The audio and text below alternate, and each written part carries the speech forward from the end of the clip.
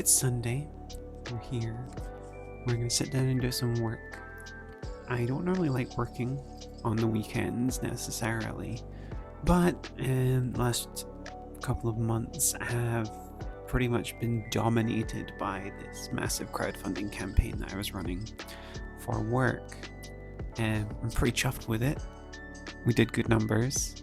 I think over $250,000 in the end, so I'm not complaining, but it does mean I haven't really got to do much in the way of writing the book over the last couple of months.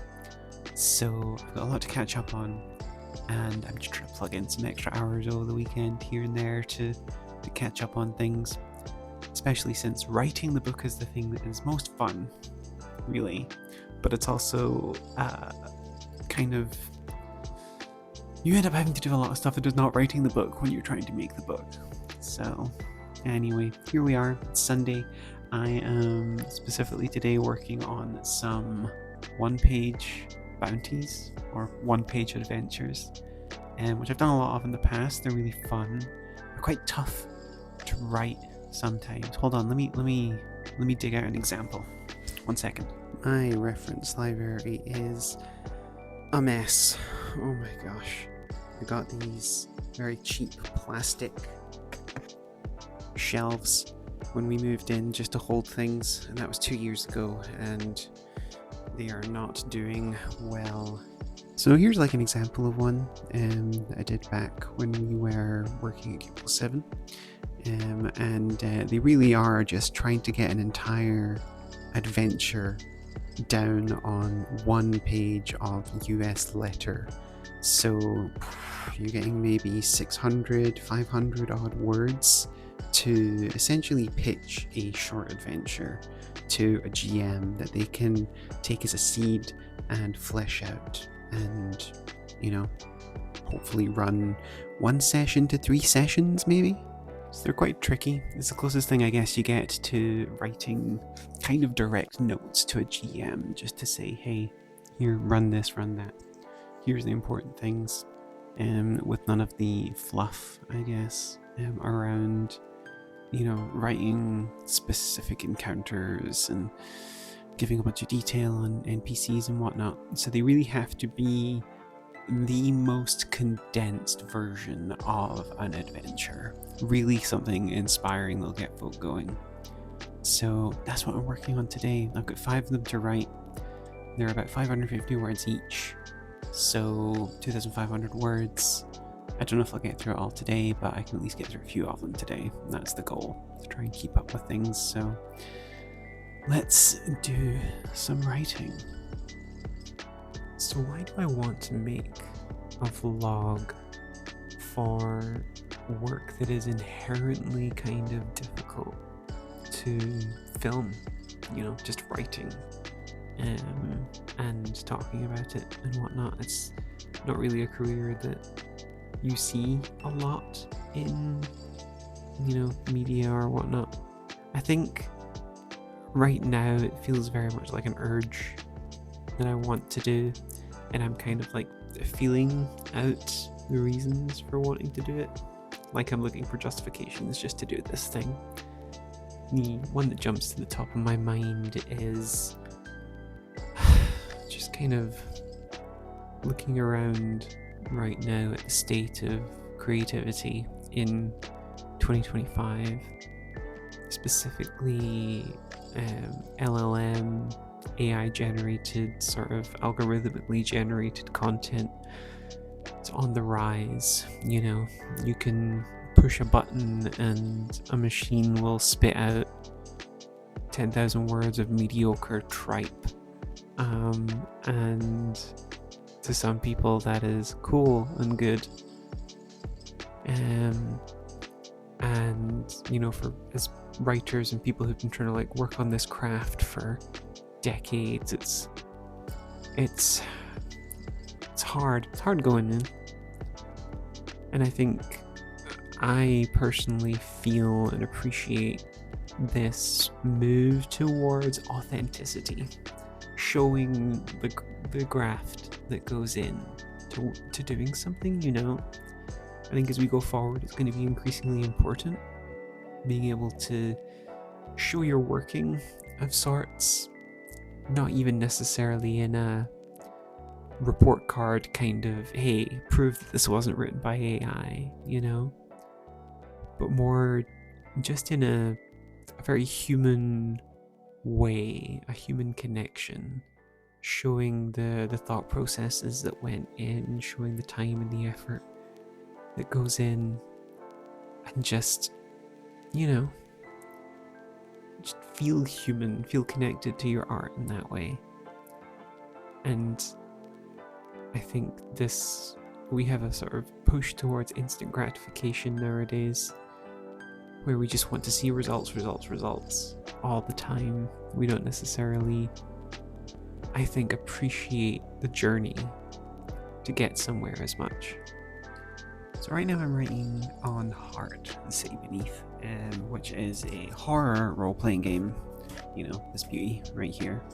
And one of the tough things whenever you're writing horror is like trying to find stuff that is horrifying. So I always start kind of like scrolling back through my childhood to see what were the stuff that scared the crap out of me. Were there any particular things? And I don't know, did anybody else get frickin' terrified by this goddamn scene in the Superman movie from whatever back in the 80s, when this woman just gets forcibly turned into this like horrifying robot that starts stomping around murdering everyone? It just comes out of nowhere in what is nominally a movie for children, this utter horrifying like nightmare transformation of this crazy robot monster. So I think with the sort of techno horror side of things here, there's maybe something there. There's maybe something I can do.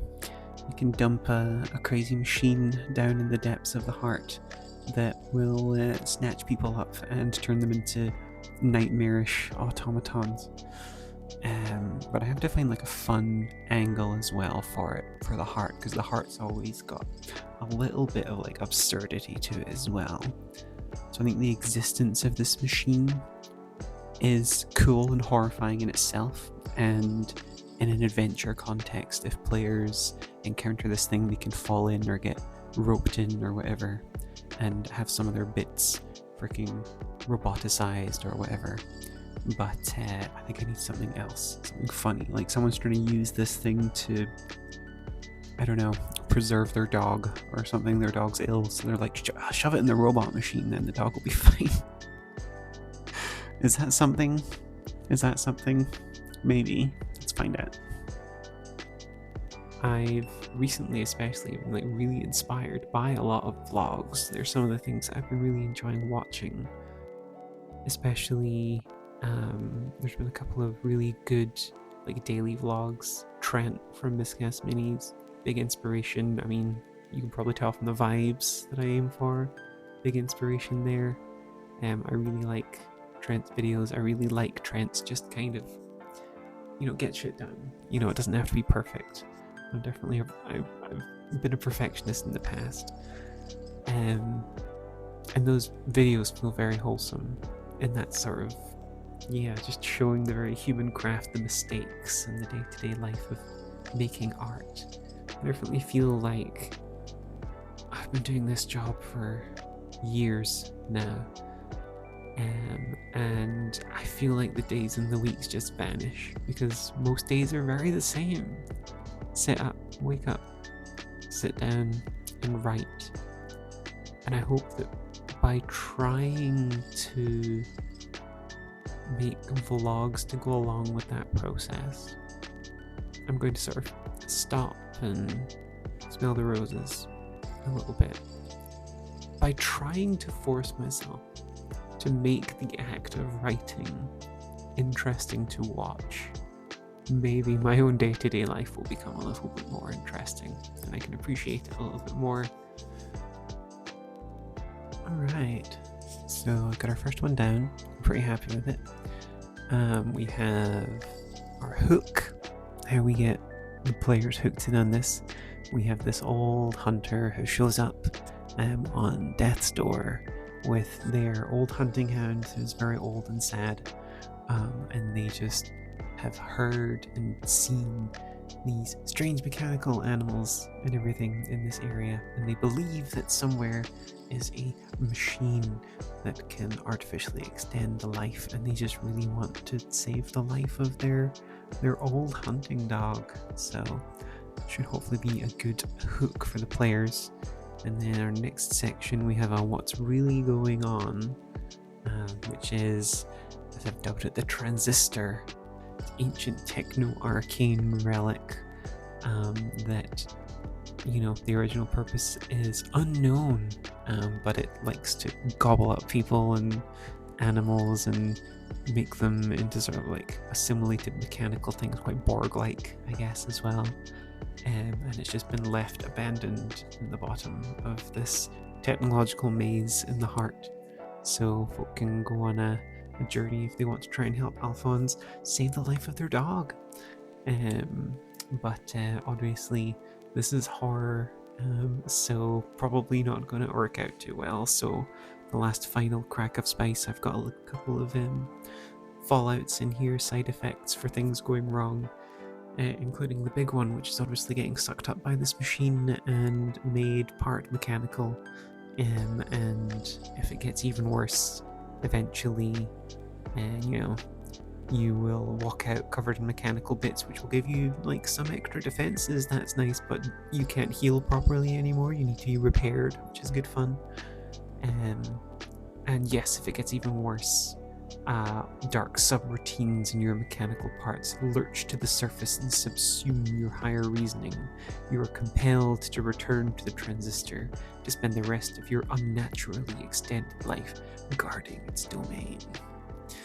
And that's it. This comes in, that one in particular is about 600 words, so should fit nicely on a single page, and hopefully gives enough for a GM to take it, flesh it out, and run their own adventure.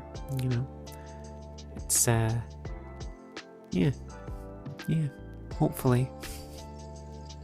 They're hard things to do because you're kind of like just pitching an adventure to people. You can't really get too stuck in the mud, because the instant you start writing a lot of mechanical stuff, the words just vanish. So they can be quite tough to get right. But hopefully that works, and that's one down, 4 more to go. I don't think I'm going to get 4 done today. It is already getting late. This one took me a wee while to get done. And honestly, I should probably not work too much on Sunday, huh? Yeah. Minnie is showing me up with how goddamn chill she is over there.